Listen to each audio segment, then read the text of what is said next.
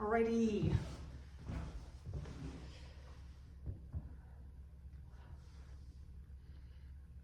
So we've made it through the 1, 2, 3, 4, 5, 6, 7, 8 bars of the Promenade, and now it's getting a little bit thicker. So let's see what I still remember from 12 years ago, and let's see what things come up now.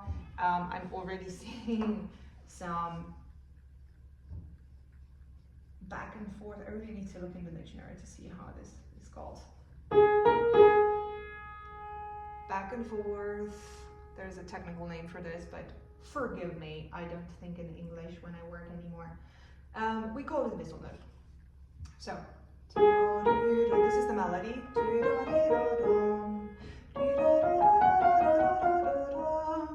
So we know there's a lot of octaves, there's a lot of thick chords. First, I want to refresh my memory with the melody.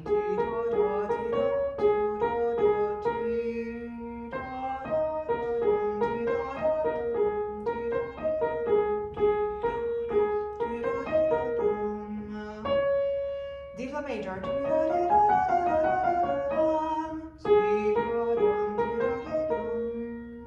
And surprise, of course, it modulates. Back and forth. So this is again a sequence. That's what we call when we have identical things.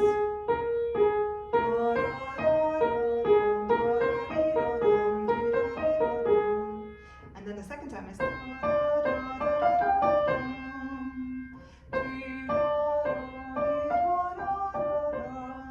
I want to stick to this until I'm easily following it with my mind, with my fingers, with my hearing.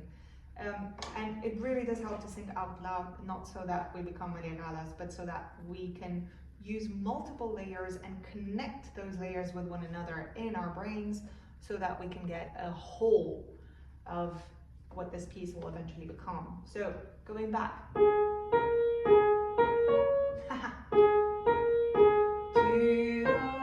Just a step, full tone, E flat major,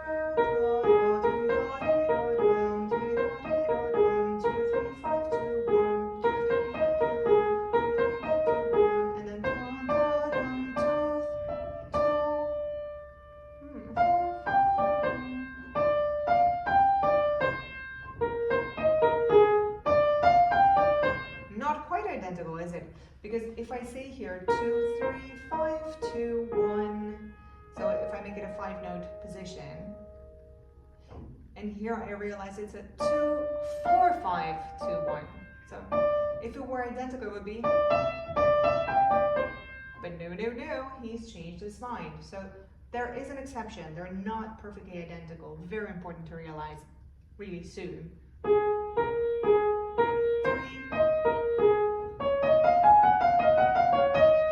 It's not very difficult for the hearing.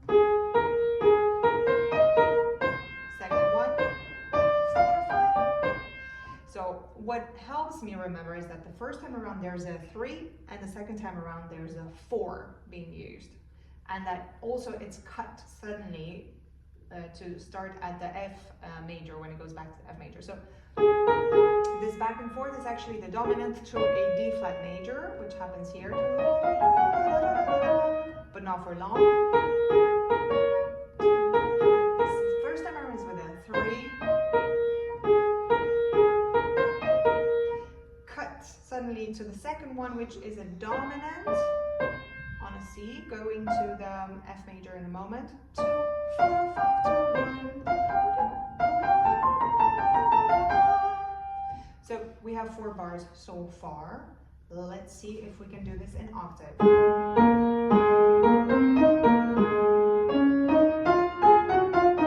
Whoops.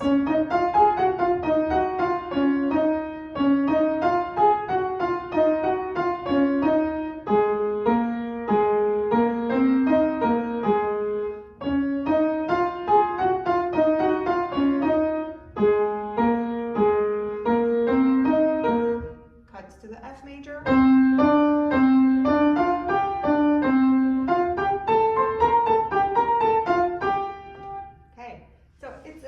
bit slow, it's not flowing yet.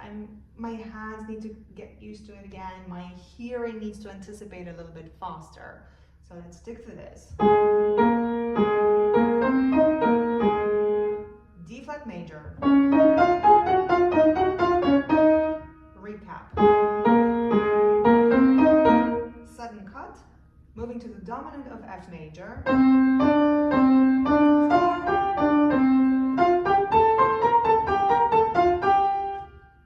Pretty good, but I'm still like cutting in pieces, so I want to play it a few more times so that I can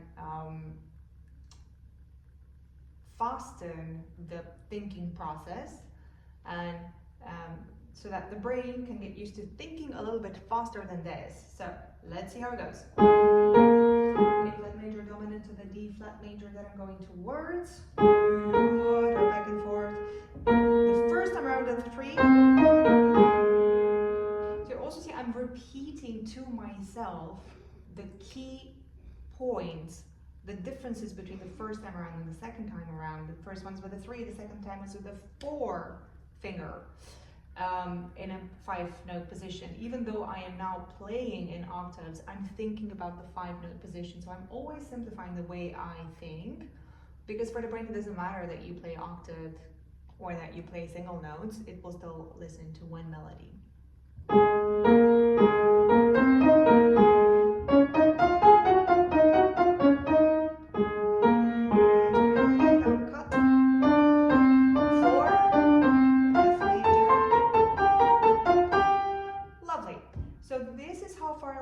For this bit.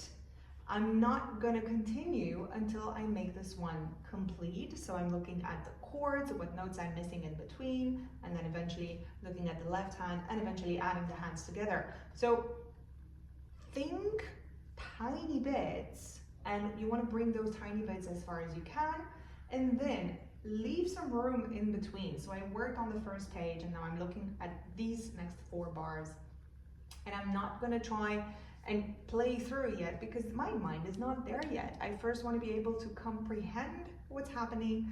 I want to be able to follow it, even though my mind might need some thinking time in between, some rest, some breaks, and then eventually, as time goes by and then the more I repeat things, the smaller those thinking breaks are going to be, and the memory will kick in a little bit faster every single time.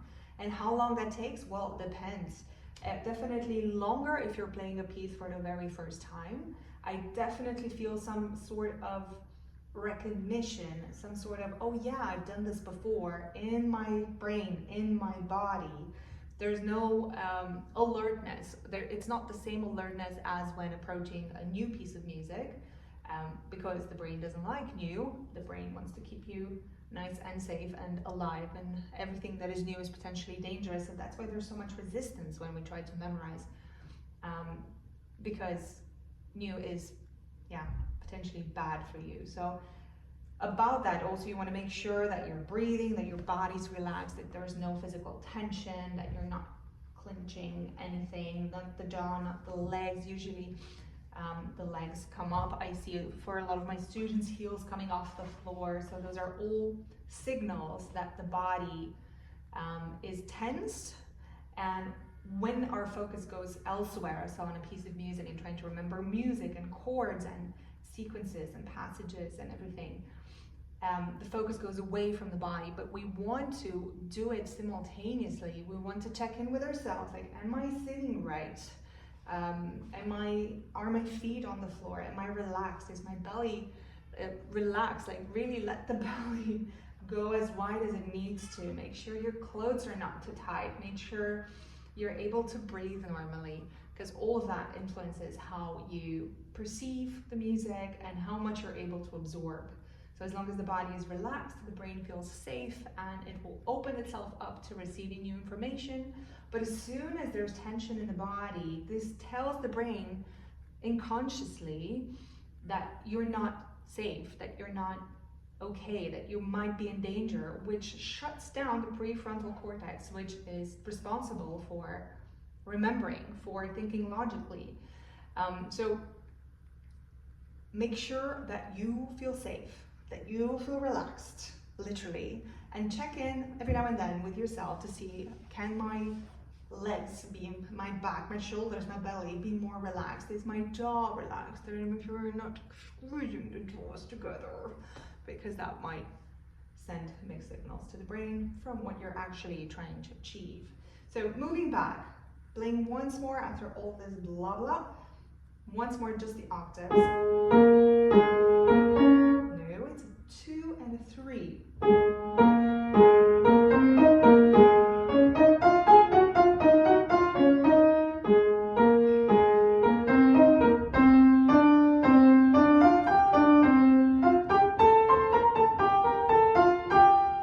It goes, but it's not perfectly flowing. So I'm going to play it once more.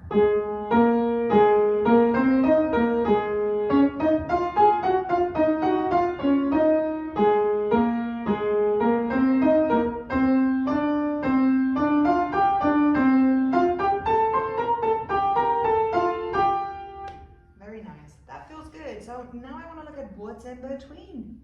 I have E flat held 3 counts long, twice consecutively.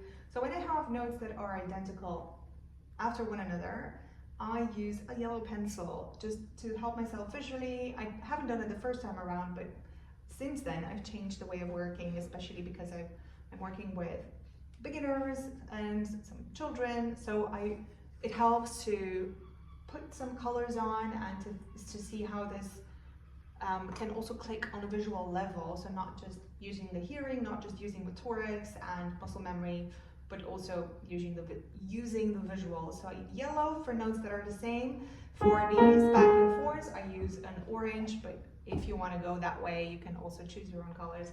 So first bar, I'm going to hold on to the middle note.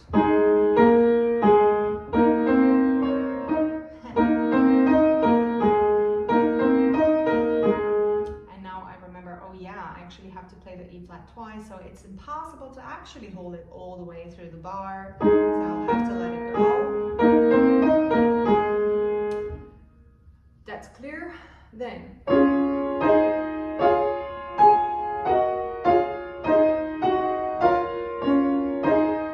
alrighty, there's a lot happening over there. So D flat major,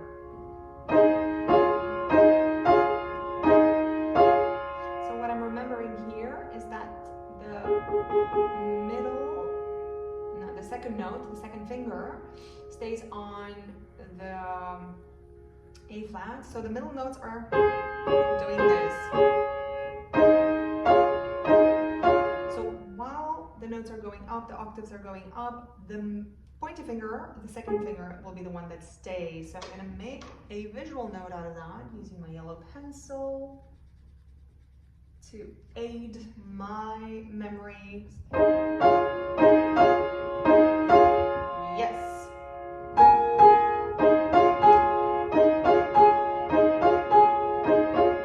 So now I'm looking also motorically, what kind of motions, or how can I group all of this long chain of chords motorically, because often what we use motorically is not how we would phrase it musically per se, but it helps the memory to put things together. And then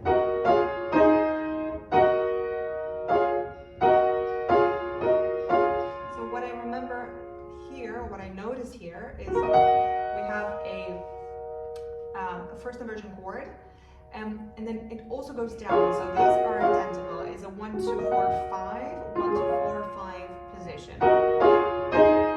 And this one I remember because I've had it before. This is where the thing started. So.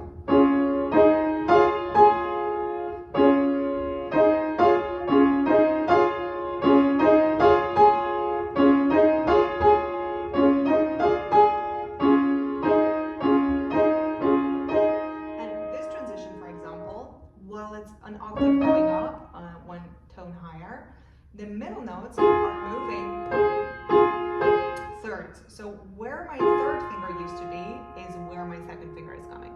So also all details will help me remember the distance, the motion, the direction.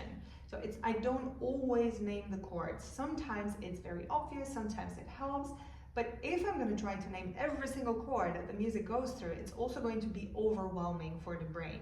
So I go with what comes quickest, because that's what the brain already recognizes. So if it comes by itself, if you notice that it's triggered by some internal choice, probably based on past experience, probably based on how I've practiced it the first time around, or how I have the tendency to learn similar things to this one.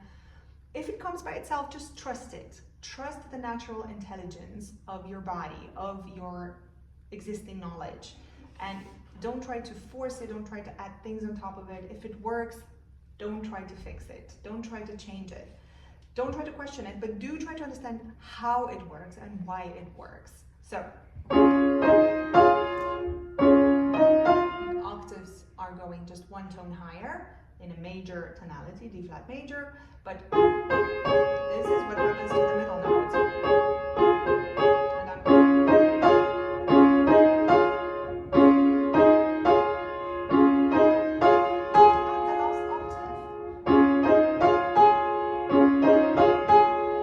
Lovely, that's clear.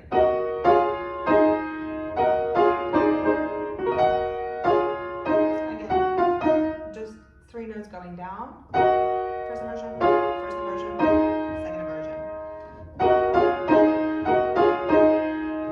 So if I'm gonna again look only at the middle notes, I have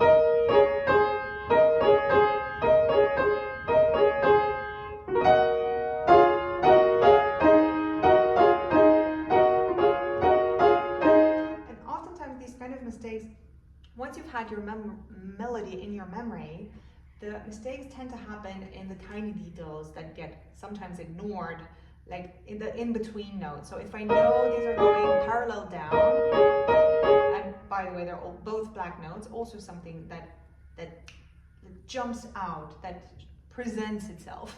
So I'm gonna grab that information, remember it, and here is just 1/2 step down for the upper note. So again.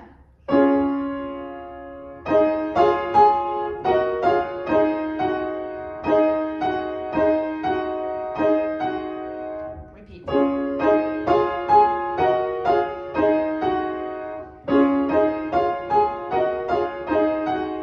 Nice.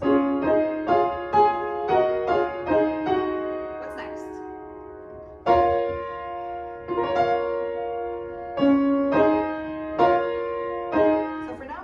In between octaves, because I want to see how this chord relates to this chord. And the answer is, they all go down. It's the same position.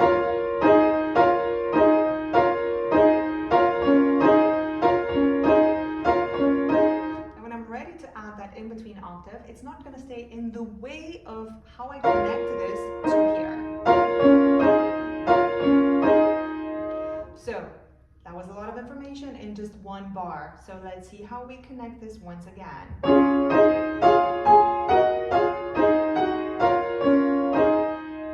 Feels clear to me, but I want to give my body and my brain a little more time to really be like, oh yeah, this is it, this feels good.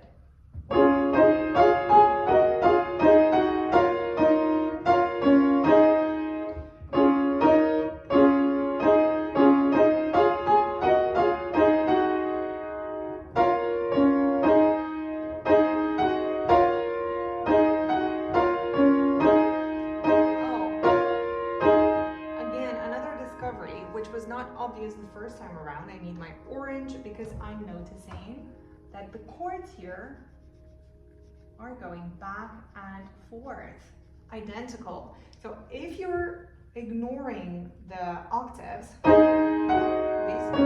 and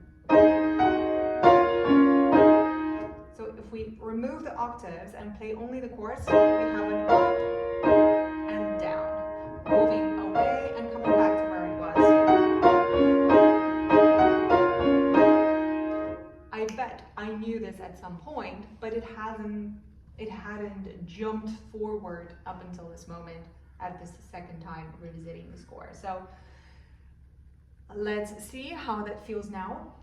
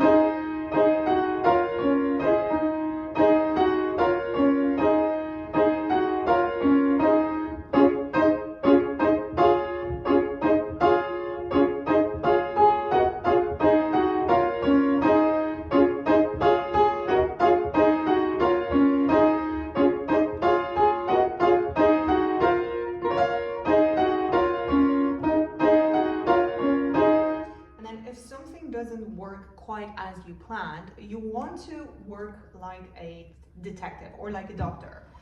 There's always a cause if something doesn't go right. So you want to identify what is it about. Is it the memory?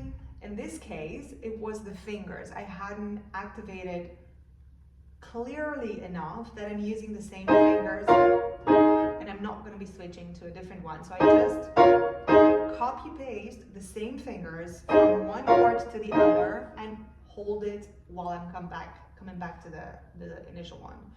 So when something goes wrong, you want to know what is it about. Is it memory? Is it your hearing? Is it the fingers? Is it motorics? Because sometimes it just needs more time for the body to physically get used to it. So that's when we actually practice physically. But physical practice is not going to be working and it's not going to be fruitful until you know very well intellectually, mentally, what you are practicing exactly. So the physical one will come later, definitely after you exactly know how the notes are related, how the chords are coming, what are the harmonic chains happening, and so on. So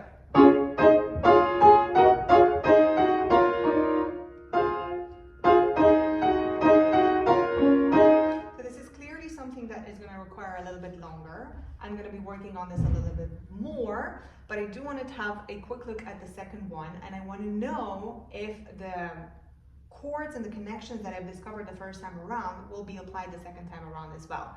So I know this will be interrupted. And here's the modulation. We're going towards an F major and we're starting on the dominant. And again, the surprise was that the first time is going on the third note of the 5-note position and the second time is going on the 4th note of the 5-note position.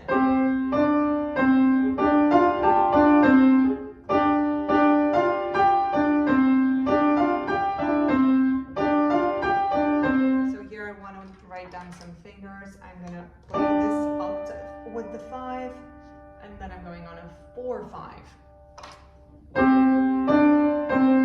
5, 4, 5, 5, 4. Yes. Again, I'm back and forth. Now let's see.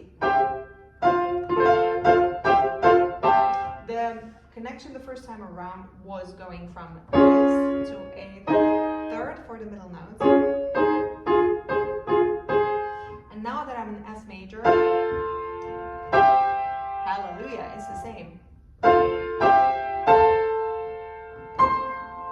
Yes, so far so good. The connections are the same. So I'm trying not to use the score, but instead use the information that I got on the first round and see if I can apply it.